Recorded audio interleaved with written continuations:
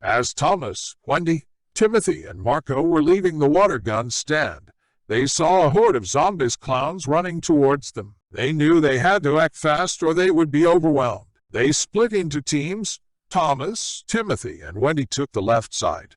Marco and the other survivors took the right side. Thomas shouted, "Aim for the head," which they all remembered from watching The Walking Dead. As they fired their water guns, the zombies dropped one by one as the water beams pierced their heads. Marco and one of the other survivors were throwing water balloons at the zombies, drenching them and slowing them down. He and the other survivors were using the water guns and water balloons they had secured at the water gun stand earlier. They were hitting the zombies in the head, trying to take them down. The zombies kept coming, but the group was determined to survive. They kept fighting, moving and working together, taking down the zombies one by one. The battle was intense and lasted for what felt like hours, but eventually, they managed to clear out the horde of zombies. They were exhausted, wet, and covered in zombie remains, but they were alive. They regrouped, and they could see the park was clear from zombies. They hugged each other, and were thankful for their survival. However, they knew the fight wasn't over yet. As they heard more screams and gunfire in the distance, they knew they had to keep moving and help the other survivors and take back the park. At least the gunshots meant the security guards were still fighting as well. As they were regrouping, one of the survivors caught Marco's attention, a girl named Sophie. She had short blonde hair and bright blue eyes, and she seemed to have taken a liking towards Marco. During the battle, Sophie had fought alongside Marco and helped take down a lot of zombies. Marco couldn't help but notice how brave and skilled she was in battle. As they were talking and getting to know each other, they realized they had a lot in common.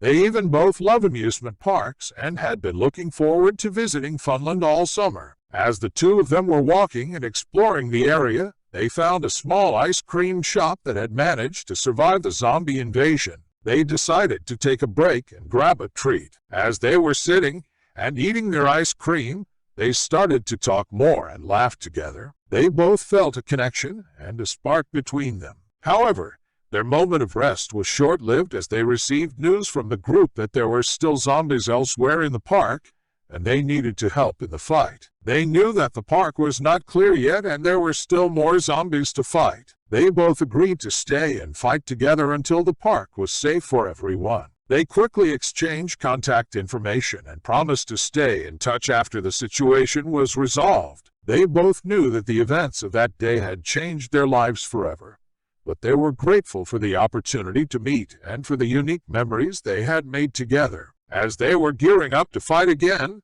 Sophie gave Marco a kiss on the cheek and whispered, "Let's do this together." Marco smiled and nodded, feeling happy and hopeful, and they set off in the direction from which they last heard gunshots. After a few minutes, the group stumbled upon two security guards who were trapped in the swinging chairs attraction, the Tornado Swings. The guards had run out of ammo and were surrounded by zombies. Marco suggested they help the guards. Thomas, being the quick thinker he is, had an idea. He shouted at the security guards to ask them how the attraction works, hoping to find a way to get them down. The guards explained that there was a manual release lever on the control panel near the entrance of the attraction. The group quickly came up with a plan to rescue the guards using their water guns and water balloons. They fought off the zombies with a combination of well-aimed water shots and strategic use of the water balloons, while Thomas ran to the control panel and released the lever, allowing the swinging chairs to lower down to safety. The guards were able to escape and join the group,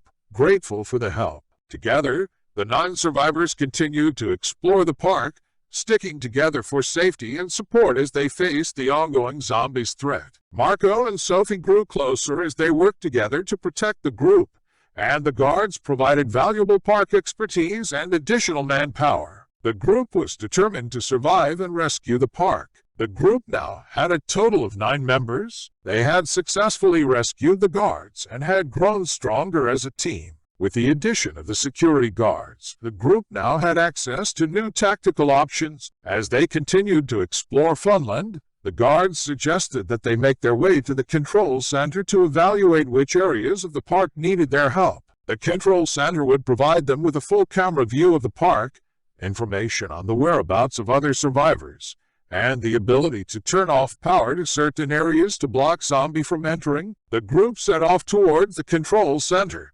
fighting off zombies along the way. They used their water guns and water balloons to keep the zombies at bay, and the guards provided additional support with their batons and using their handcuffs as brass knuckles. As they walked, they came across several other survivors who were in need of help. They rescued them and added them to their group, making them stronger and more capable of surviving in the park. As they reached the control center, they encountered a small group of zombies. The group made quick work of them and made their way inside. Once inside, they found the map of the park and were able to plan their next move. The group was now in the park's control center. They found that the Waterfight Plaza and the arcade were the most heavily infected areas, so they decided to focus their efforts there. One of the new survivors happened to be a park employee. The security guards quickly recognized the potential she had and assigned her as the control center operator. She was able to assist the group in identifying the park's infrastructure in the water gun stand and arcade area,